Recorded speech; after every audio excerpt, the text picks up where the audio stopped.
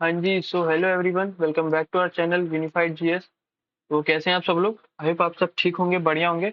और जैसे कि सर सीडीएस और एनडीए का पेपर है कब? 21 अप्रैल को। आई होप आप लोग की तैयारी बढ़िया चल रही होगी, मस्त चल रही होगी। तो सर हमारे यूपीएससी के पेपर जो पोस्टपोन हो गया, पर इसका मतलब ये नहीं कि हमारा सीडीएस और एनडीए का हो जाएगा, नहीं। आपका पेपर जो है 21 अप्रैल को ही होगा, इस बात को ध्यान रखिए। किसी भी फालतू न्यूज में मत पड़िए। सीडीएस और एनडीए का पेपर फिक्स है भैया, 21 अप्रैल को ही होना, तो उस हिसाब से तैयारी करो। ओके। और शुरू करते हैं सर हम अपना अपना इंडियन पॉलिटी, ठीक है, जिसमें हमने पार्लियामेंट के 2 लेक्चर कंप्लीट कर चुके हैं, 2 या 3 लेक्चर कंप्लीट कर चुके हैं। ओके।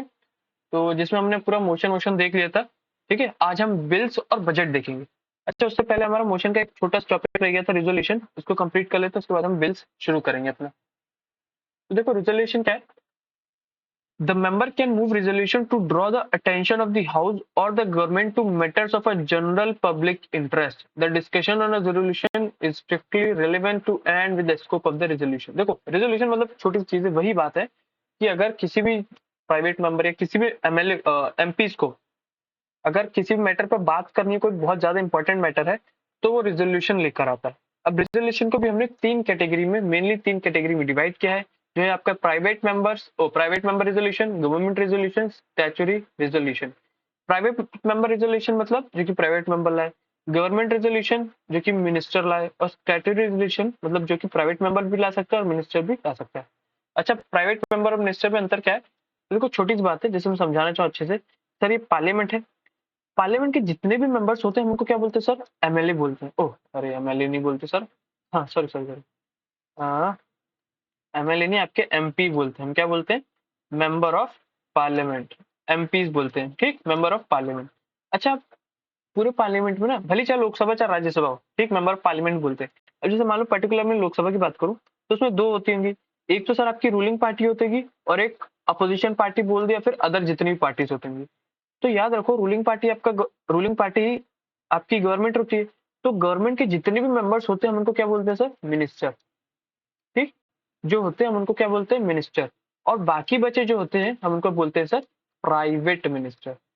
ठीक, कोई भी दिक्कत, छोटा सा डिफरेंस था, आई होप आपको समझ में आ गया होगा कि मिनिस्टर क्या होते हैं और प्राइवेट मिनिस्टर्स क्या होते हैं। ओके। तो जो प्राइवेट मेंबर लाए उसको हम प्राइवेट मेंबर रेजोल्यूशन लाए बोलेंगे, जो गवर्नमेंट रेजोल्यूशन मतलब जो मिनिस्टर लाए। स्टैट्यूटरी रेजोल्यूशन मतलब दोनों ला दे तो हम उसको स्टैट्यूटरी रेजोल्यूशन की कैटेगरी में रखेंगे। ओके, बढ़ते हैं नेक्स्ट की तरफ। इतना ही रेजोल्यूशन था। अब हम शुरू क्या करने जा रहे हैं सर? अपना बिल्स। ठीक, ठीक है, शुरू करते हैं। देखो, लेजिस्लेटिव प्रोसीजर इन पार्लियामेंट, वही मतलब बिल्स। देखो क्या बोलता है, the legislative procedure is identical in both the house of parliament. Every bill has to pass through the same stages in each house. A bill is proposal for legislation and becomes an act or law when duly enacted. देखो भैया क्या होता है, bill होता क्या है? तो bill आपका कोई एक मैटर ऑफ डिस्कशन होता है, मतलब मैटर ऑफ डिस्कशन मतलब कोई एक मैटर होता है जिसके आधार पे या फिर जिसके लिए हम कोई कानून कुछ बनाते हैं। ठीक, अब वो बिल आपके सर आपके पैसे से रिलेटेड भी हो सकता है, आपके कानून से रिलेटेड भी हो सकता है, और इन सबको छोड़ के कोई अलग भी हो सकता है। ठीक, अब आपका जो बिल है वो लॉ तभी बनता है जब आपके पार्लियामेंट के पूरे प्रोसीजर से अच्छे से फॉलो हो।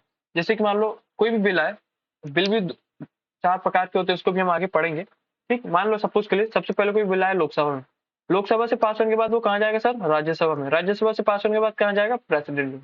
अगर इनमें से कहीं से भी चूक जाता है तो उसको वापस फिर से शुरू से आना पड़ता है। ठीक, ऐसा ही होता है। जैसे कि भैया आप मान लो आप रिटर्न देते हो, फिर एसएसबी देते हो, तब अब आप एसएसबी में फेल हो जाते हो, तो ऐसा तो है नहीं कि वापस एसएसबी दे सकते हो, आपको फिर से रिटर्न की तैयारी शुरू करनी पड़ती है। बस तो ऐसे ही, इसी को हम बोलते हैं legislative procedure. Okay.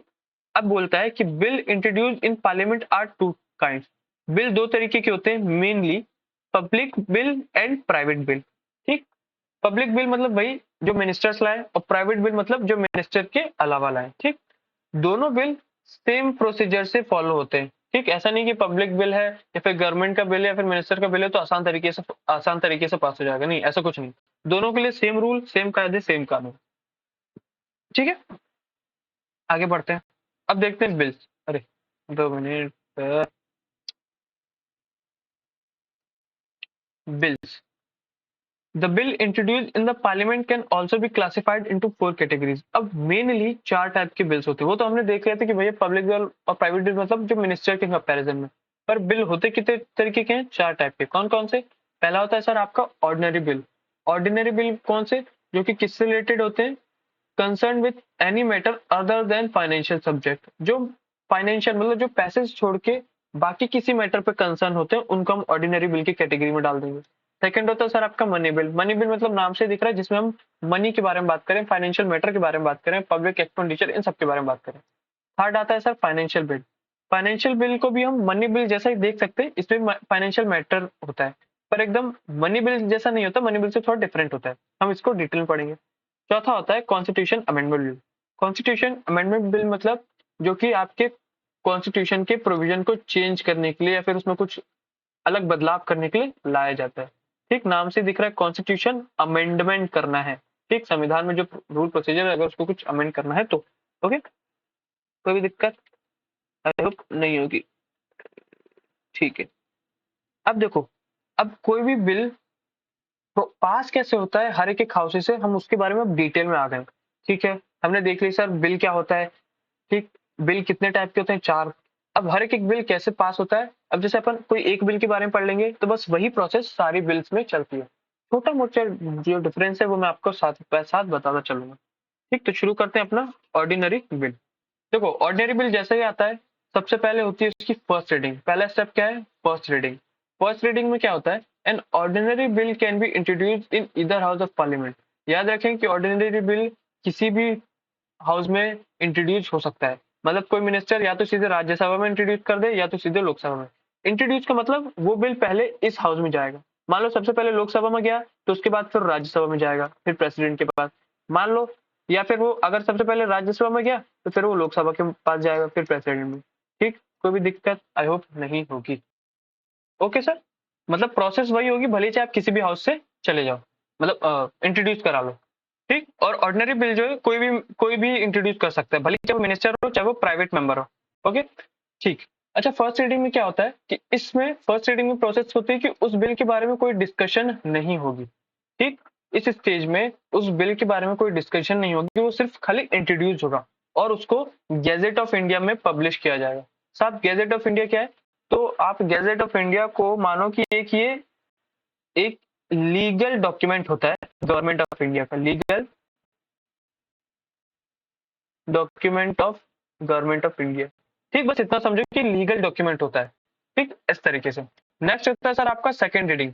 Second reading में सबसे पहले क्या आता है? Stage of a general discussion. मतलब कि जैसी सेकंड रीडिंग आ गई, फर्स्ट रीडिंग हो गया, ठीक, इसको इंट्रोड्यूस करा लिया, इंट्रोड्यूस हो गया, मतलब वो बोलेंगे कि सर हम ऑर्डिनरी बिल मतलब ये मैटर है, हम इसको इंट्रोड्यूस करना चाहते हैं, तो वोटिंग तो फिर इंट्रोड्यूस जाएगा, फर्स्ट रीडिंग होगी जिसमें गैजेट ऑफ इंडिया में इसको पब्लिश किया जाएगा।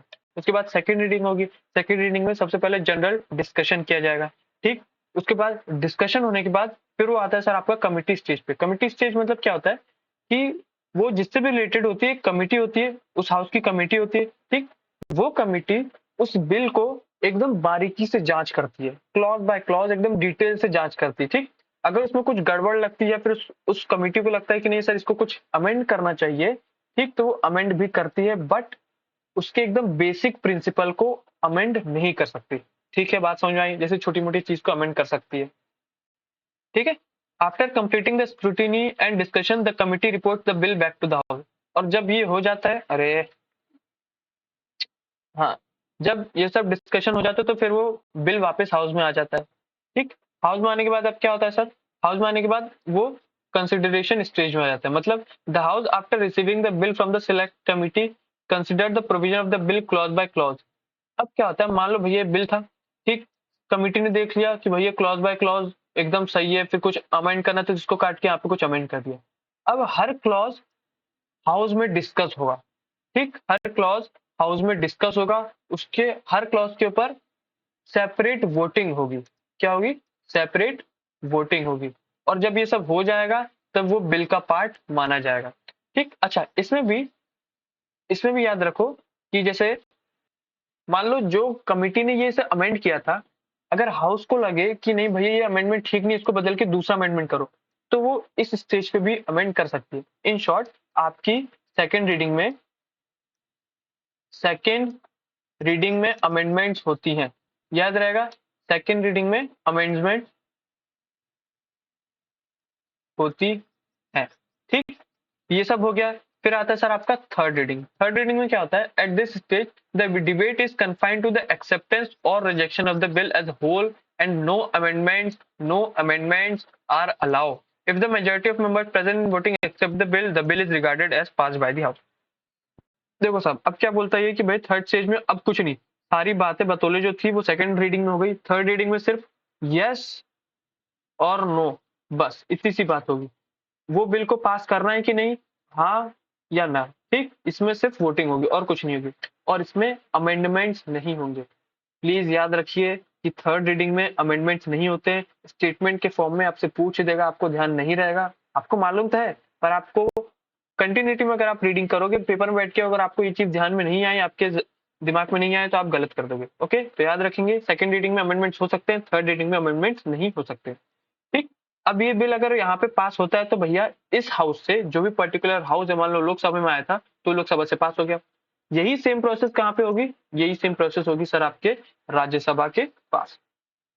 ठीक, बात समझ आ गई। अब वो सब प्रोसेस हो गई तो bill in the second house में आ जाएगा। In the second house also the bill passes through all the three stages, that is first, second and third, जो भी रीडिंग्स होती है। ठीक, अब हाउस के पास भी क्या क्या ऑप्शन है, it may pass the bill और send by the first house without amendment, it may pass the bill with amendment and return to it first house for reconsideration, it may reject the bill all together और it may not take any action. देखो भैया, लोकसभा से पास होगी वो bill, अब आया राज्यसभा के पास।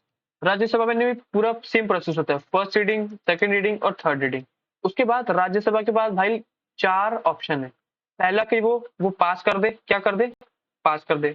ठीक, दूसरा वो कि उसको क्या कर दे, उसमें कुछ अमेंड कर दे, अमेंडमेंट्स कर दे। ठीक, और वापस से लोकसभा के पास भेजी कि भैया हमने कुछ अमेंडमेंट्स किए, आप इसको देखो और फिर से पास कराओ। तीसरा स्टेज कि वो उसको रिजेक्ट कर दे, रिजेक्ट कर दे। और चौथा स्टेज कि उसको कुछ ना करे, खाली अपनी जेब में रखे रहे, मतलब अपने पास रखे रहे, कुछ ना करे, नो एक्शन। ठीक, बात समझ में आ गई, कोई भी दिक्कत नहीं होगी। ठीक है सर, तो ये नॉर्मली आपके क्या होते हैं, आपके स्टेजेस होते हैं। Okay, first, second, third reading और आखिरी में आपका बिल, फिर भैया सेकंड हाउस की बात आता है। अब मैंने क्या बोला था भैया लोकसभा से पास हो गया, फिर कहाँ जाएगा वो, फिर राज्यसभा के पास जाएगा। राज्यसभा के पास जाने के बाद आगे तो कहाँ जाएगा, आगे आपका जाएगा आपके प्रेसिडेंट साहब के साइन के लिए। Every bill after being passed by both House of Parliament, either singly or a joint sitting, is presented to the President for his essay. ये सिंगली और जॉइंट सिटिंग क्या है वो हम बाद में देखेंगे, पहले समझो बोलना कैसा रहा है कि कोई भी बिल हो वो दोनों हाउस से पास होने के बाद कहाँ जाता है, वो दोनों हाउस से पास होने के बाद जाता है प्रेसिडेंट के पास। प्रेसिडेंट के पास फिर से चार मेनली, हाँ ठीक है, चार ऑप्शन होते हैं, तीन ही बोलो। पहला क्या होता है कि भैया या तो उसको बिल को पास कर देगा, ठीक, या तो वो फेल कर देगा बोल सकते हैं, या फिर बोलो कि वो होल्ड करके रख सकता है, मतलब वो अपने पास रखेगा। अब अपने पास रखेगा तो इन शॉर्ट यही मानो कि उसने पास नहीं किया। ठीक, तो अपन ऐसा बोल सकते हैं कि या तो अपने साइन कर देगा या तो नहीं करेंगे, अपने पास रखे रहेंगे। या तीसरी चीज, वो उस बिल को रिटर्न कर सकते हैं कुछ कंसिडरेशन के लिए, मतलब कुछ बदलाव करने के लिए उस बिल को रिटर्न कर सकते हैं कि नहीं भैया इसमें कुछ करो।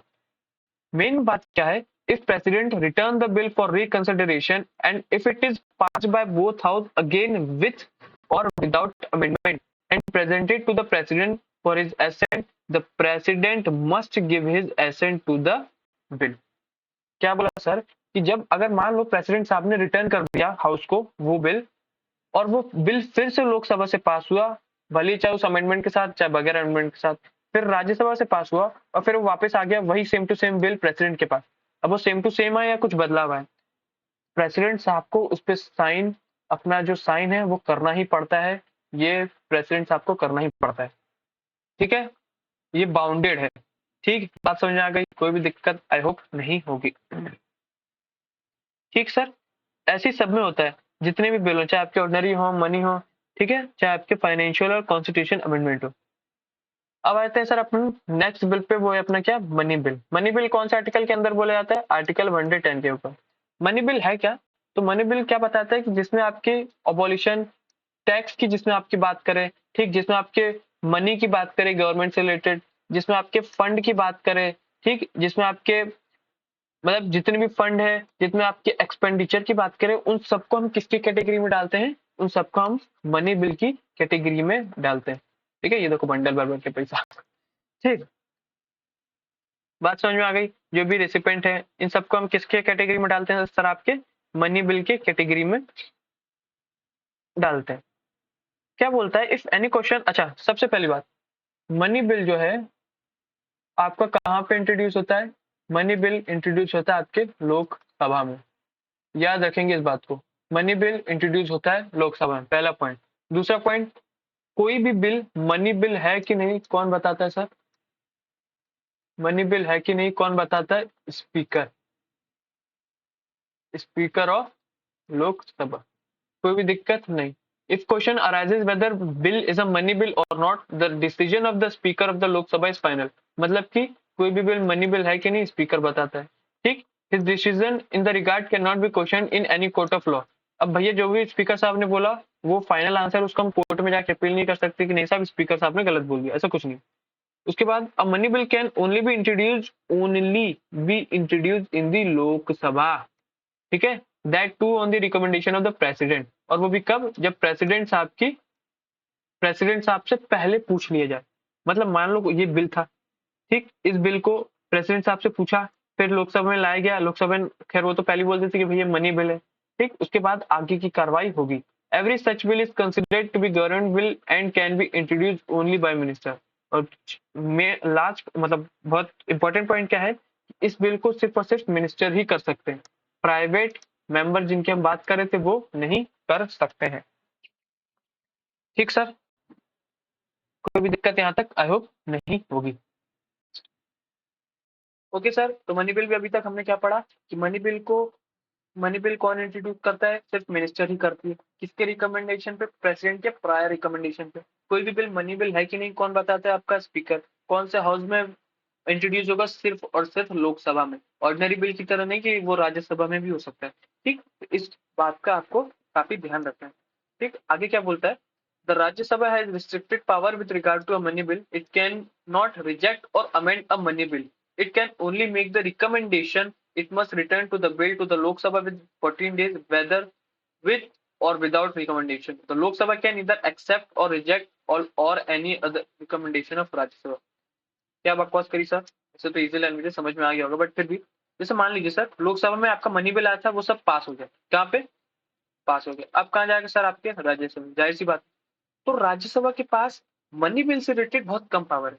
क्या है कि जैसे राज्यसभा जो है ना ऑर्डिनरी बिल को रिजेक्ट कर सकता था, पर मनी बिल को रिजेक्ट नहीं कर पाएगा। क्या रिजेक्ट नहीं कर पाएगा? राज्यसभा को अपनी पूरी प्रोसेस करके 14 दिन में, मतलब पूरी प्रोसेस करके 14 दिन में लोकसभा को रिटर्न करना पड़ेगा।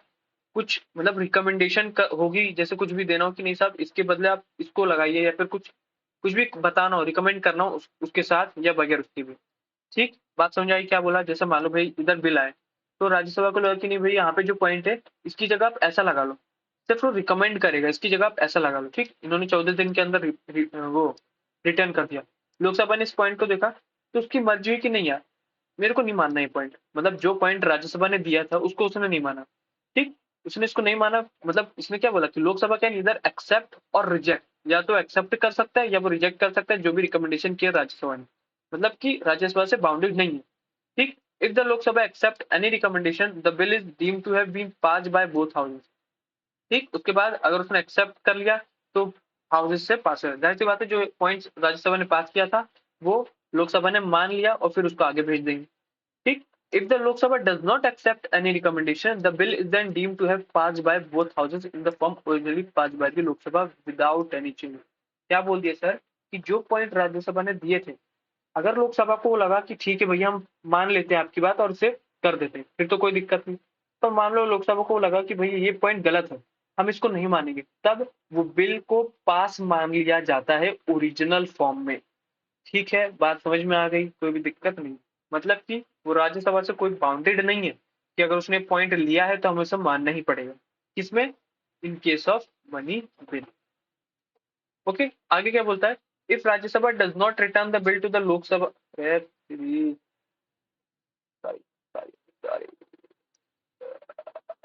If Rajya Sabha does not return the bill to the Lok Sabha within 14 days, the bill is deemed to have been passed by both houses in form originally passed of Lok Sabha.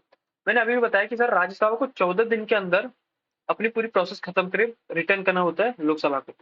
पर अगर मान लो राज्यसभा ने 14 दिन से ज्यादा हो गया और कुछ नहीं किया, पास नहीं किया, तब हम उस बिल को पास मान लेंगे, अपने आप पास मान लेंगे, भली चाहे राज्यसभा ने कुछ हरकत मतलब पास किया हो चाहे नहीं करो।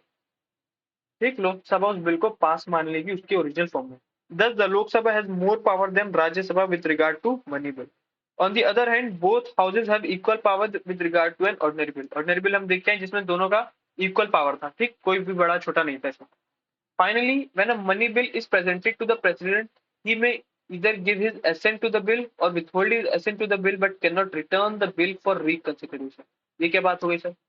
मतलब कि अगर मान लो बिल आपके प्रेसिडेंट साहब के पास आया, तो प्रेसिडेंट बिल या तो पास कर देंगे या तो होल्ड करके रखेंगे, पर उसको रिटर्न जो है नहीं कर सकते। रिटर्न जो है नहीं कर सकते। क्यों नहीं कर सकते? क्योंकि भैया मनी बिल इनके प्रायर रिकमेंडेशन से तो आया था। मैंने क्या बोला था यहाँ पे कि आपका जो मनी बिल है वो किसके रिकमेंडेशन से आता है? प्रेसिडेंट साहब के रिकमेंडेशन से आता है।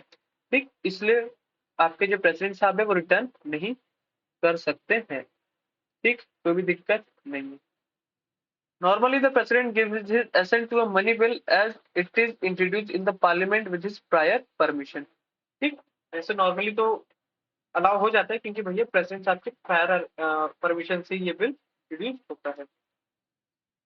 ठीक है, बात समझ आ गई सर मनी बिल की क्या है और आपकी ऑर्डिनरी बिल की क्या है। ठीक, अच्छा एक बार अपन दोनों में डिफरेंस देख लेते हैं। किस किस में? आपका ऑर्डिनरी में, ठीक, और आपका मनी बिल। ठीक है, देखो ऑर्डिनरी बिल जो भैया सबसे पहला है कि किसी भी हाउस में इंट्रोड्यूस सकता है, introduce in either house.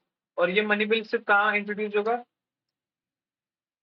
Only in Lok Sabha, है कि नहीं? इसको इंट्रोड्यूस कोई भी मेंबर कर सकता है, any member, any member introduce कर सकता है, पर इसको कौन करेगा? सिर्फ और सिर्फ मिनिस्टर, सिर्फ और सिर्फ मिनिस्टर इंट्रोड्यूस कर सकता है। ठीक, तो भी दिक्कत। अच्छा, इसमें जो है प्रेसिडेंट की प्रायर रिकमेंडेशन नहीं चाहिए होती, प्रायर रिकमेंडेशन नहीं चाहिए होती। इसमें जो है रिकमेंडेशन चाहिए होती है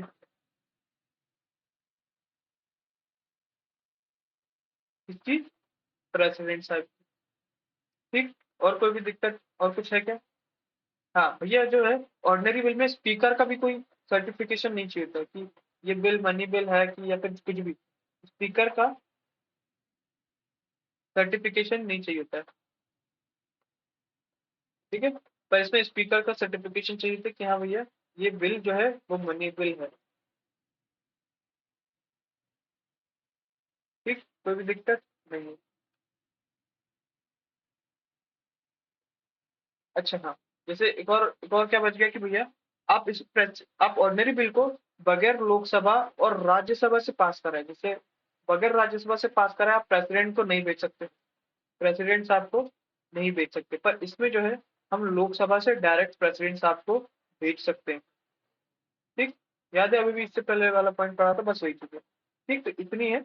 अच्छा, एक और चीज, बस एक छोटी चीज है जो कि हम आगे पढ़ेंगे। इसमें आपकी ज्वाइंट सिटिंग जो है वो नहीं होती, और इसमें आपकी, अरे उल्टा बता दिया, नो ज्वाइंट सिटिंग। इसमें आपकी ज्वाइंट सिटिंग नहीं होती, इसमें आपकी ज्वाइंट सिटिंग हो सकती है। ज्वाइंट सिटिंग अच्छा क्या होता है यहीं पे समझ लीजिए कि मान लीजिए सपोज के लिए आपने कोई ये बिल था, आपने लोकसभा में पास कराया, ये लोकसभा ने इसको पास कर दिया, राज्यसभा ने पास कराया, राज्यसभा पे गया तो इसने इसको फेल कर दिया। अब इसमें क्या बन गई सर? इसमें अनइक्वल मतलब अब अनकंडीशन वाली इसमें सिचुएशन बन गई, मतलब कि एक बोल रहा है पास, एक बोल रहा है फेल। ठीक, तो कोई परफेक्ट रिजल्ट नहीं निकल रहा। तब क्या होता है? प्रेसिडेंट साहब समन करते हैं, वो समन बोल रहा हूँ, प्रेसिडेंट साहब ज्वाइंट सिटिंग बुलाते हैं। ठीक, ज्वाइंट सिटिंग में ये दोनों हाउसेस साथ बैठते हैं और उस बिल पे फिर चर्चा होती है। ठीक, इसी को हम बोलते हैं जॉइंट सिटिंग। इस सिचुएशन को हम क्या बोलते हैं? इस सिचुएशन को हम बोलते हैं डेड लॉक। क्या बोलते हैं? Dead lock. जब जो बिल है वो एक परफेक्ट कंडीशन, एक परफेक्ट रिजल्ट पे नहीं आ पाता, तब हम उस चीज को क्या बोलते हैं? Dead lock. ठीक, उसके बाद जॉइंट सिटिंग बुलाई जाती है, और जॉइंट सिटिंग को डिसाइड कौन करता है? आपके स्पीकर साहब, अभी हम आगे पढ़ेंगे। ठीक, तो ये मेन था आपके ऑर्डिनरी बिल और मनी बिल में। अब आगे बढ़ लेते हैं सर फाइनेंशियल बिल। तो financial bill are those bill that deal with physical matter, that is revenue और एक्सपेंडिचर। फाइनेंशियल बिल में देखो हम मेनली तीन तरीके के गिनते हैं। एक होता है मनी बिल, दूसरा फाइनेंशियल बिल 1 आर्टिकल 117 क्लॉज 1 के तहत, फाइनेंशियल बिल 2 आर्टिकल 117 क्लॉज 3 के तहत। ठीक, ये तीन टाइप की है। मतलब मनी बिल को हम फाइनेंशियल बिल के अंदर इंक्लूड करते हैं। एक मेन चीज क्या है? इंपॉर्टेंट है, इंपॉर्टेंट है, important. All money bill are financial bill, but all financial bill are not money bill. Money bill को हम फाइनेंशियल बोल सकते हैं, पर फाइनेंशियल बिल को हम मनी बिल नहीं बोल सकते। ठीक, ये मेजर चीज है। ठीक, अब मैं आपको मनी बिल, मतलब इन तीनों के बीच में क्या डिफरेंस है, ठीक, क्या इन तीनों के बीच में क्या डिफरेंस है, अब एक बार अच्छे से अपन समझ लेते हैं। ठीक है, तो देखिए, तो अपन सिर्फ जो मेन मेन पॉइंट्स आपको डिफरेंस में बताऊंगा, बस आपको वही याद करना है। पहला क्या है आपका? Money bill. ठीक, फिर ये क्या है आपका? Financial bill 1। ये क्या है आपका? Financial bill 2। ठीक, आर्टिकल देख लेते हैं। तो आर्टिकल कौन से अंडर अंडर के तहत आता है? ये आर्टिकल 110, ये आर्टिकल 117 क्लॉज 1 के तहत, ये आर्टिकल 117 क्लॉज 3 के तहत। ठीक, अच्छा, अब हमने देखा था कि मनी बिल को हम किस में इंट्रोड्यूस कर सकते हैं। सबसे पहले मनी बिल किस में इंट्रोड्यूस कर सकते हैं? Only in Lok Sabha. ठीक, लोकसभा में इंट्रोड्यूस कर सकते हैं। ठीक, इस बिल की बात करें तो इसको भी सेम टू सेम, मतलब कि इसको भी सिर्फ और सिर्फ लोकसभा में इंट्रोड्यूस इंट्रोड्यूस किया जा सकता है। इसकी बात करें तो ये किसी भी हाउस में हो सकता है। ठीक, लोकसभा में भी और राज्यसभा में भी। ठीक है सर, ठीक है। अगला क्या है कि भैया इसमें जो है प्रेसिडेंट की प्रायर रिकमेंडेशन हमें लगती है। क्या? प्रेसिडेंट की रिकमेंडेशन लगती है। इसमें भी लगती है क्या? हाँ सर, इसमें भी लगती है। प्रेसिडेंट की प्रायर रिकमेंडेशन लगती है। इसमें लगती है क्या? तो नहीं, नो नीड प्रेसिडेंट रिकमेंडेशन। ठीक, बात समझ में आ गई? इसमें प्रेसिडेंट की रिकमेंडेशन लगती है, इसमें भी लगती है, इसमें प्रेसिडेंट की रिकमेंडेशन नहीं लगती। ठीक, अच्छा, इसके बाद इसमें जो है आपका जो राज्यसभा है वो क्या कर सकता है? वो रिजेक्ट नहीं कर सकता और अमेंड नहीं कर सकता। रिजेक्ट, राज्यसभा जो है वो रिजेक्ट या फिर अमेंड नहीं कर सकता। ठीक, इसमें जो है आपके रिजेक्ट और अमेंड दोनों कर सकता है। कैन बी रिजेक्ट और अमेंड। ठीक, इसमें भी आपके कैन बी रिजेक्ट और अमेंड। ठीक, लास्ट जो है, लास्ट क्या आता है सर आपका? इसमें जो होता है no joint sitting. Joint sitting मैंने आपको अभी भी बताया था, अभी हम थोड़ा इसके बारे में और पढ़ेंगे, बट फिर भी समझने के लिए, इसमें जो होता है जॉइंट सिटिंग हो सकती है to resolve deadlock, to resolve deadlock. इसमें भी हो सकती है क्या? हाँ सर, इसमें भी हो सकती है।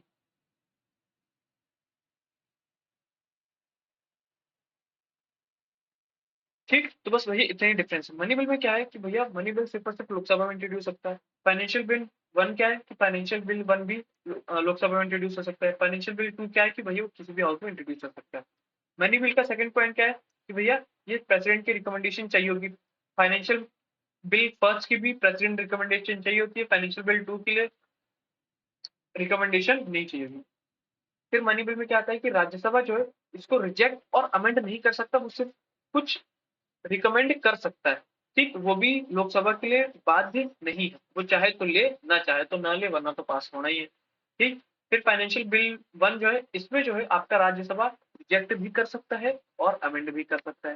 फाइनेंशियल बिल 2 में भी आपका जो राज्यसभा है, मतलब कोई भी हाउस, राज्यसभा क्या बोल रहे हैं, इसे अपन लिख सकते हैं कोई भी हाउस, एनी हाउस। ठीक, जैसे इसमें सिर्फ और सिर्फ राज्यसभा था, क्योंकि भैया इंट्रोड्यूस तो लोकसभा में होना है, तो अगला बचा राज्यसभा। अब इसमें जो है, इसमें तो किसी भी हाउस कर लो, तो जो दूसरा हाउस है वो रिजेक्ट और अमेंड कर सकता है।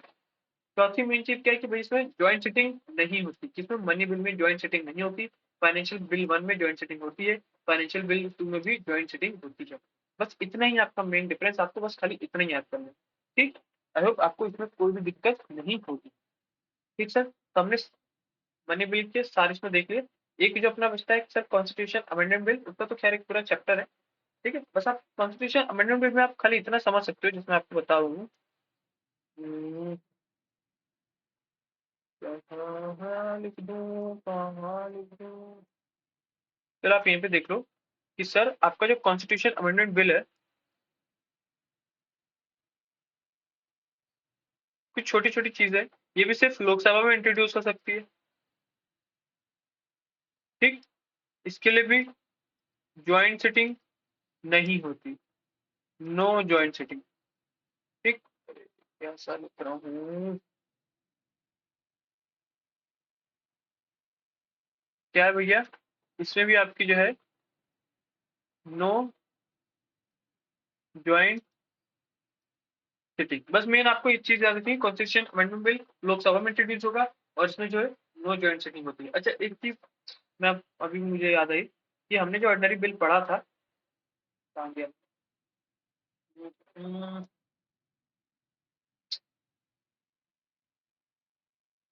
ये इसमें अरे इसमें एक चीज लिखी थी कि प्रेसिडेंट बिल, उसके पीछे bill in the second house, ये the majority of a member present and voting accept the bill. इसका मतलब क्या होता है सर, इसका मतलब होता है कि आपका जो बिल है वो सिंपल मेजोरिटी से अगर होता है पास, तो हम उस बिल को पास मान लेंगे। मेजोरिटी भी 3-4 टाइप की है, वो आगे हमने रखी है, ठीक, वो भी अलग अलग है। बस आप इतना समझो कि ऑर्डिनरी बिल को पास होने के लिए कौन सी मेजोरिटी चाहिए होती है, सिंपल मेजोरिटी चाहिए होती है।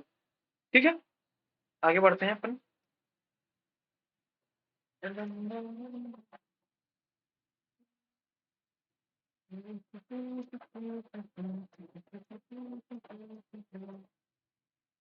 कहाँ तक पहुंच गए थे, हाँ। ठीक, अब अपन आ जाते हैं सर ज्वाइंट सेटिंग को एक बार थोड़ा और अच्छे से पढ़ लेते हैं। हालांकि मैंने बता दिया आपको ज्वाइंट सेटिंग होता क्या है, बट फिर भी देखो, ज्वाइंट सेटिंग क्या होता है, दोनों हाउसेस का एक साथ बैठना। Joint sitting is an extraordinary machinery provided by the constitution to resolve a deadlock. Deadlock मतलब कि किसी बिल पे एक सभा की सहमति हो रही है, एक सभा की सहमति नहीं हो रही। ठीक, houses over the passage of a bill, the president can summon both houses to meet in a joint sitting. If the bill, अच्छा, joint sitting कब कब हो सकती है? If the bill is rejected by the other house, मान लो एक house में पास हो गई, दूसरे हाउस में पास नहीं हुई। If houses have finally disagreed as to the amendment to be made in the bill, मतलब वही चीज की मान लो, जैसे मान लो सपोज के लिए लोकसभा ने भेजा, राज्यसभा के पास आया, राज्यसभा ने कुछ अमेंडमेंट्स भेजे और लोकसभा ने उसे नहीं माने, तो डेडलॉक हो जाएगा। ठीक, ये कौन से केस की बात हो रही है, ये ऑर्डिनरी बिल की केस, जैसे एग्जाम्पल के तौर पे ऑर्डिनरी बिल जो था उस केस की बात हो रही है। उसके बाद थर्ड क्या है, if more than 6 months have elapsed from the date of the receipt of the bill by the other house without the bill being passed by it, और मान लो कि 6 महीने से ज्यादा हो गए, किसी किसी हाउस ने 6 महीने से ज्यादा किसी बिल को रख लिया और उसके आगे कुछ बोल ही नहीं रहा, तब डेडलॉक का सीन सामने आ जाता है। फिर आपकी क्या बिठाई जाती है, आपकी बिठाई मतलब हाउसेस की ज्वाइंट सिटिंग बिठाई जाती है। कौन बुलाता है सर ज्वाइंट सिटिंग? फिर रिमेंबर, प्रेसिडेंट। हमने पावर्स में भी देखा था प्रेसिडेंट साहब के कि ज्वाइंट सिटिंग कौन बुलाता है, प्रेसिडेंट साहब बुलाते हैं। The provision of a joint sitting is applicable to ordinary bill और financial bill only, not to the money bill और कॉन्स्टिट्यूशन अमेंडमेंट बिल। याद रहेगा कि मनी बिल और कॉन्स्टिट्यूशन अमेंडमेंट बिल में ज्वाइंट सिटिंग नहीं होती, अभी हम डिफरेंस अच्छे से देख के आ रहे हैं। वही फाइनेंशियल बिल और आपका ऑर्डिनरी बिल में ज्वाइंट सिटिंग पॉसिबल है। ठीक सर। अच्छा, अब ज्वाइंट सिटिंग बिठा दी तो the speaker of the Lok Sabha preside over joint sitting. जैसे कि सर आपकी लोकसभा को कौन करता है? स्पीकर, वाइस और राज्यसभा को कौन करता है? चेयरमैन। पर सर जब दोनों एक साथ बैठ जाएंगे तो कौन प्रिसाइड करेगा? तो प्रिसाइड करेंगे आपके स्पीकर ऑफ द लोकसभा।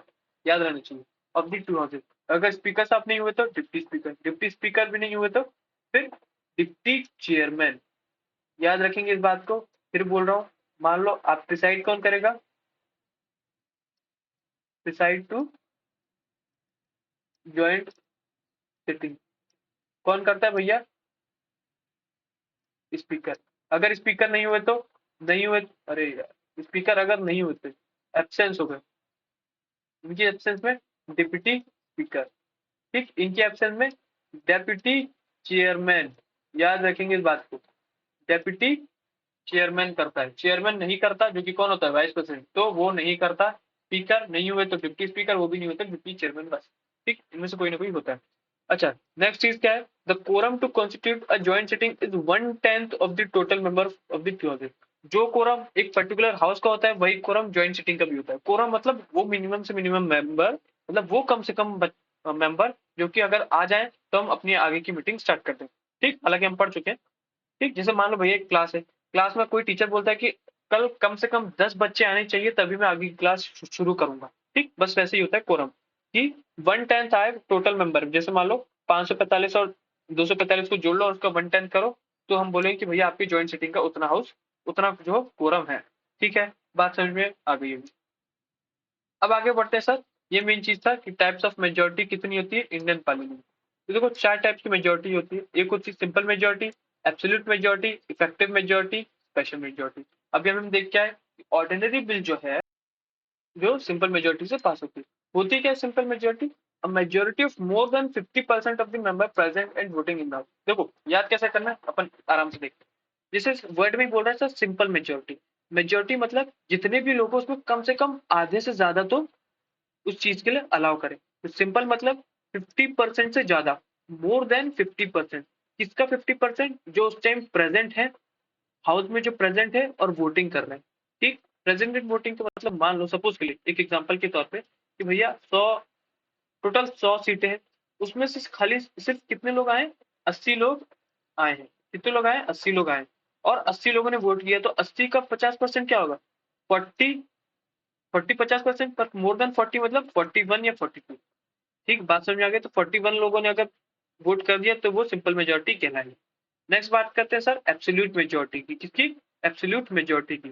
तो a majority of more than 50% of the house total membership of the house. क्या?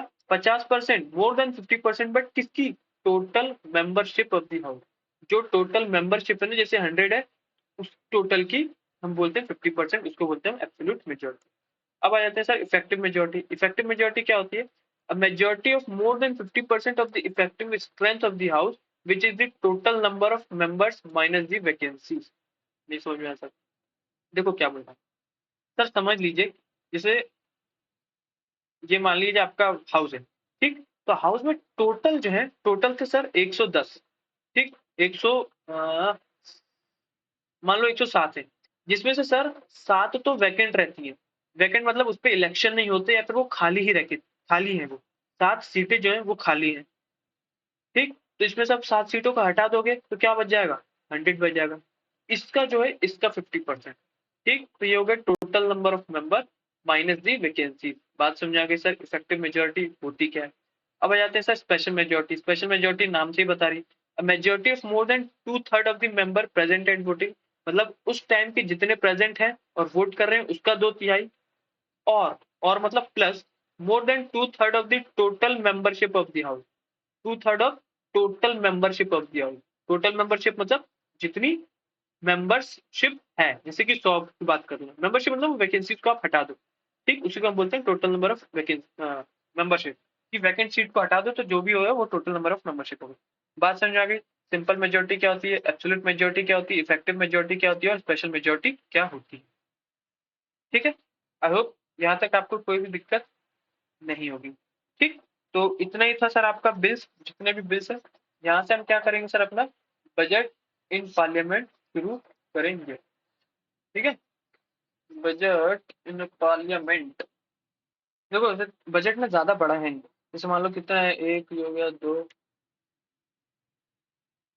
तीन, ये स्टेजेस देखना है, चार, कट मोशन, ज्यादा नहीं है, बस जल्दी जल्दी अपन देख लेंगे, ठीक। बहुत कम ही है, अपन फटाफट कर लेंगे, खाली 20-30 मिनट दे दो खाली आप। कितना मिनट? खाली 30 मिनट। ठीक, आपका हो जाएगा बजट इन पार्लियामेंट। तो शुरू करते हैं। देखो बजट मतलब होता क्या है। अच्छा एक चीज फिर बोल रहा हूँ, ये पेपर में आया था, the constitution refers to the budget as the annual financial statement. Question में ये पूछा था कि क्या जो बजट वर्ड है वो आपके संविधान में है कि नहीं। तो the term budget has nowhere nowhere been use in the constitution. ठीक, it is the popular name of the annual statement. तो बजट जो है हमारे कॉन्स्टिट्यूशन में यूज नहीं किया था, नो वेयर। ठीक, यूज नहीं किया गया था। किस नाम से यूज किया गया है? Annual financial statement. बजट खाली हम बोलते हैं। ठीक, तो याद रखेंगे कि बजट जो है कॉन्स्टिट्यूशन में यूज नहीं किया गया था। इसको हम क्या बोलते हैं? Annual financial statement. देखो बजट होता क्या है कि आपके पूरे साल की आपने कितना पैसा लिया सरकार की तरफ से, बोलो मतलब अपने कितना पैसा कमाया, कहाँ कहाँ आप पैसे लगा रहे हो, कौन सी मतलब कौन सी स्कीम में कितना पैसा लगा रहे हो, उन सब के बारे में। जो आगे आप कितना जनरेट करने जा रहे हो, कितना आपको प्रॉफिट होगा, क्या लॉस हुआ, उन सभी के बारे में जो भी पैसा का रहता है पूरी कंट्री का, उसको हम क्या बोलते हैं सर? उसको हम बोलते हैं आपका बजट। ठीक, क्या बोलते हैं हम? बजट। बजट में क्या होता है? एस्टिमेट रेवेन्यू, कैपिटल रिसिप्ट, ठीक, means raise revenue, estimate expenditure, इन सब के बारे में हम सब, ये सब क्या होते हैं सर? आपके बजट होते हैं। The budget consist two types of expenditure. Expenditure charge upon, अच्छा ये सब जब अपन फंड करेंगे ना तब मैं इसके बारे में आपको थोड़ा बता दूंगा। ओके, ठीक है। अब आपसे पूछ सकता है सर कि स्टेजेस क्या होते हैं बजट में। बजट में जो है आपके स्टेजेस क्या होते हैं, ठीक। ठीक है, तो आपको याद रखना है कि भैया सबसे पहले क्या होता है। सबसे पहले आपका होता है presentation of budget. Presentation of, कहीं और लिखें क्या? तो ठीक है सर, आगे देखते हैं। होगा तो है नहीं, चलो यहीं पे देख लीजिए, कोई बात नहीं। देखिए सबसे पहले जो है स्टेजेस, कैसे स्टेजेस क्या क्या है आपके। सबसे पहले आपको जो बजट है वो क्या होगा? प्रेजेंट होगा। Present of, presentation of budget, ठीक। ठीक, बजट क्या होगा आपका? प्रेजेंट हो गया। ठीक, नेक्स्ट नेक्स्ट स्टेज क्या है आपकी? जनरल डिस्कशन की। ठीक, फिर आपकी जो भी नॉर्मल आपका डिस्कशन होगा। फिर आपकी वो जो जो आपका है बजट है वो कहाँ जाएगा? वो कमिटी के पास जाएगा।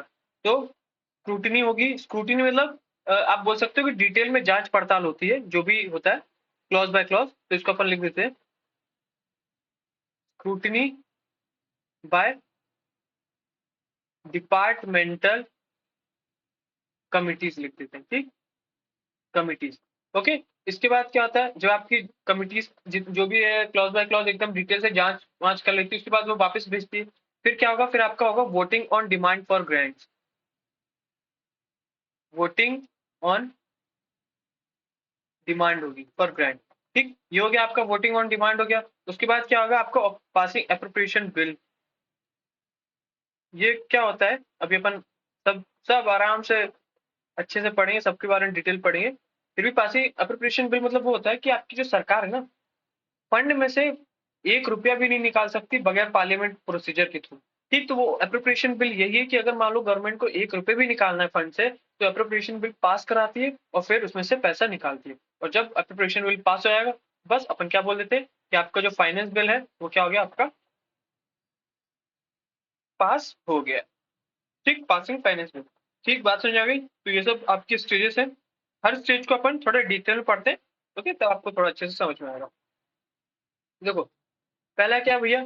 पहला आपका presentation of budget. Presentation budget मतलब इसमें क्या होता है? The budget is presented to the Lok Sabha by the finance minister. Finance minister के थ्रू, फाइनेंस मिनिस्टर जो है वो बजट पेश करते हैं आपका on the last February. There shall be no discussion of the budget.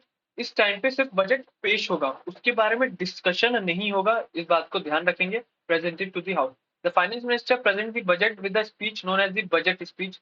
At the end of the speech in the Lok Sabha, the budget is led before the Rajya Sabha, which can only discuss it has no power to vote on the demand for grant. Second क्या होगा sir आपका, अब आपका होगा general discussion. इसमें क्या होगा, जब जनरल डिस्कशन नाम ही बता रहे हैं कि भैया आपके बजट के ऊपर अब क्या होंगे, अब कुछ दिनों तक उस पर डिस्कशन चलेगी। ठीक, it takes place in the both house of the parliament. Lok Sabha can discuss the budget as a whole or any question of principle involved there, but no cut motion can be moved, nor can the budget be submitted to the vote of the House.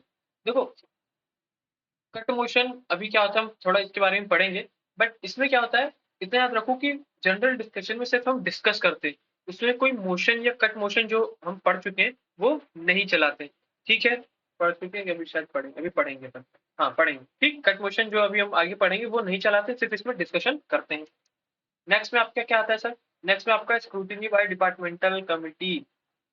मतलब कि अब देखो आपने discuss कर लिया, अब क्या होती है, अब उस बजट को उस कमिटी को दिया जाता है। कमिटी क्या करती है, कमिटी ना उस बजट को और थोड़ा डिटेल में क्या करती है, जांच पड़ताल करती है। After the general discussion on the budget is over, the house are adjourn for about 3 to 4 weeks।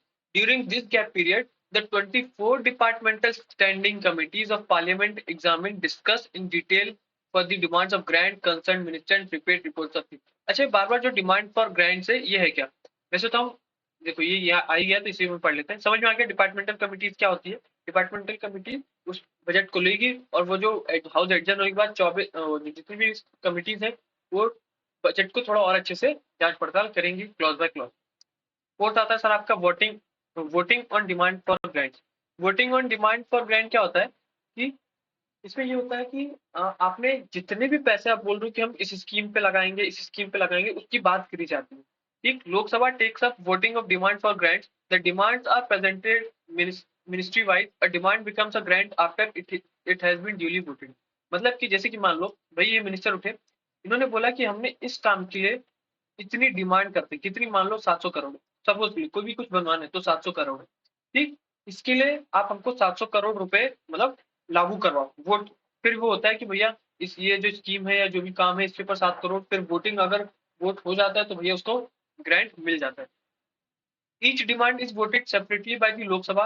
During this stage, the member of parliament can discuss the detail of the budget. They can also move motion to reduce any demand for grant. Such motion are called cut motion. अब यही होता है कि भाई जब मान लो minister ने बोला कि हम इसके लिए जो है ना 700 करोड़ रुपए, हमें इसके लिए 700 करोड़ रुपए चाहिए पूरी चीज बनाने के लिए। तो अब मान लो कोई मिनिस्टर है या कोई अपोजिशन पार्टी है, वो खड़े होकर बोलती है कि नहीं भैया हम इसके थ्रू कट मोशन आते हैं। कट मोशन मतलब ये जो आप 700 करोड़ की बात कर रहे हैं, हम इसको 700 करोड़ में नहीं देके हम इसको 400 करोड़ के लिए पैसा आप कर लो। ठीक, मतलब पैसा कम कराने को, वो डिमांड जो मांगते हैं, वो जो ग्रांट मांगते हैं उसको कम कराने को हम क्या बोलते हैं, कट मोशन। ठीक, मोशन क्या लाते हैं, कट मोशन लाते हैं। बात समझ आई, कट मोशन होता क्या है। अब कट मोशन के भी क्या होते हैं भैया, कट मोशन के भी 3 टाइप होते हैं, policy cut motion, economic cut motion, token cut motion. बात समझिएगा भैया कट मोशन होता क्या है। ठीक, कट मोशन क्या, पॉलिसी कट मोशन क्या होता है, it represent the disapproval of the policy underlying the demand, state that amount of the demand be reduce to ₹1। सिर्फ आपको याद रखना है कि इसमें मेन मेन बातें क्या बोली जा रही है। जैसे कि पॉलिसी कट मोशन में क्या होता है कि आपने जो भी डिमांड करी है उसको एकदम पूरा जीरो कर दो, क्योंकि आपकी डिमांड जो है बेफालतू की है, और जो काम कर रहा है वो बेफालतू की, इसलिए उसको बोलते हैं कि आप ₹1 तक का कर दो। ठीक, ₹1 तक का मतलब आप एकदम खत्म कर दो। ठीक है, बात समझ आ गई। तो आपको याद क्या रखना है कि पॉलिसी कट मोशन में वो बोलता है कि डिमांड को एकदम ₹1 तक कर दो। टोकन कट मोशन में बोलता है कि आप डिमांड को ₹100 तक रिड्यूस कर दो। इकोनॉमिक कट मोशन में भी वो यही बात बोलता है कि आप उसको मतलब जो भी एक्सपेंडिचर आपका जो भी डिमांड है उसको रिड्यूस करो। बात समझ आ गई, सारी में सभी में एक ही बात बोली जाएगी। बस आपको याद रखना है कि ₹1 डिमांड कम करने को किसमें बोलता है, ₹100 डिमांड कम करने को किसमें बोलता है, बस ऐसी एक बात है। ठीक, जो कि आपको याद होनी चाहिए। आगे बढ़ते हैं। नेक्स्ट चीज क्या है भैया, पासिंग ऑफ एप्रोप्रिएशन बिल। अब भैया सब कुछ हो गया, अब हमें क्या चाहिए, पैसे चाहिए। तो फिर बोलते हैं कि आपको अगर ₹1 भी चाहिए ना फंड से, तो आपको एक बिल पास कराना रहता है जिसको हम क्या बोलते हैं, appropriation bill. No money shall be withdrawn, no money shall be withdrawn from the consolidated fund of India, consolidated fund of India except under the appropriation made by law. Consolidated fund of India से अगर आपको ₹1 भी निकालना है तो आपको bill pass करना पड़ता है जिसको हम बोलते हैं एप्रोप्रिएशन बिल। अब जब ये सब हो जाता है कि आपको पैसे मिल गए एप्रोप्रिएशन बिल से, आपको जितने पैसे चाहिए तो आपको बिल मिल गए। ठीक, देखो सबसे पहले क्या होता है कि आपने वो डिमांड कट पोजीशन ये सब करा ली। मान लो जो 700 करोड़ था आपने उसको कैसे भी करके 400 करोड़ करवा लिया। अब भैया 400 करोड़ अब तुमने कम करवाया तो दो तो सही, तो अप्रोप्रिएशन बिल में ये 400 करोड़ लागू कराए जाते हैं, मतलब उनको दिए जाते हैं। अब दिए गए, अब फिर क्या होता है, वो जो फाइनेंस बिल होता है या वो बजट होता है उसको पास कर दिया जाता है। ठीक है, बात समझ में आ गई होगी। ये होते हैं आपके स्टेजेस, इसके आपके बिल्स के। अच्छा, हमने जो ग्रांट्स की बात करी, अब उस ग्रांट से भी कुछ कैटेगरीज आती है, उन कैटेगरीज को हम पढ़ते हैं जो कि बहुत जरूरी है। सबसे पहले ग्रांट आता है सर आपका सप्लीमेंट्री ग्रांट।